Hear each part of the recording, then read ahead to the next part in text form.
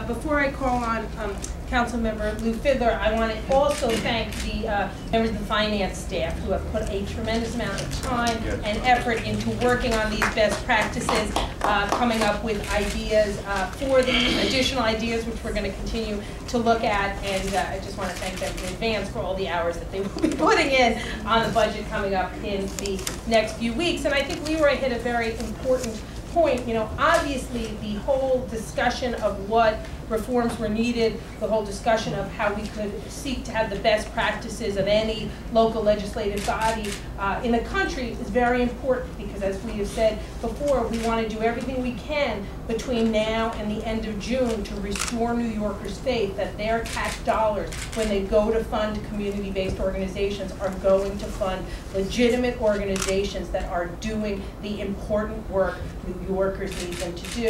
I think when New Yorkers hear there'll be this level of scrutiny before $200 million is assigned in the budget, it will be a good step in that direction that will restore that faith in the budget process. Next, let me call on Councilmember Lew Fidler, and then we'll hear from David Weapon, the Chairman of Finance Committee. Thank you, Madam Speaker, and thank you for your leadership in all of this. This is, I think we've come to a very, very wonderful result today.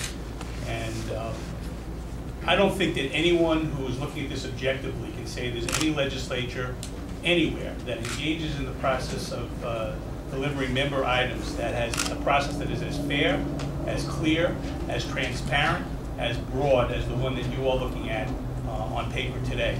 And I think that says a lot. Now, you know, if you're of the opinion that member items shouldn't be done, then you're never going to be happy. But quite frankly, I think we all here believe very, very strongly that the things that we fund, by and large, are the lifeblood of our neighborhoods.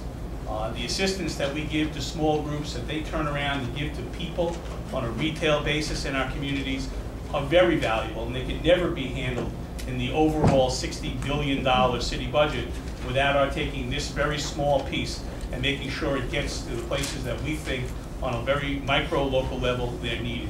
And now we're doing it in a way that nobody can say there's any legerdemain, there's no, backroom stuff. It's all out here in the open. You will know all. You will have a chance to evaluate it. And I would say to you that it is more transparent in terms of delivery of services in many cases than an RFP process with people who make the decision. We don't know what prejudices and preconceptions they bring to the table when they make that decision.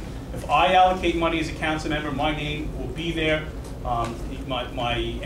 Any disclosure I might make will be there. The purpose of the funding will be there for the media to evaluate and for my constituents to evaluate. And I don't think anybody anywhere in any legislature has gone that far and has been that progressive. And so I think we've made a huge step here today, and there may be more to be done. We'll see how this works out, but clearly what we've done here today should restore the faith of objective people in what we do here at City Hall.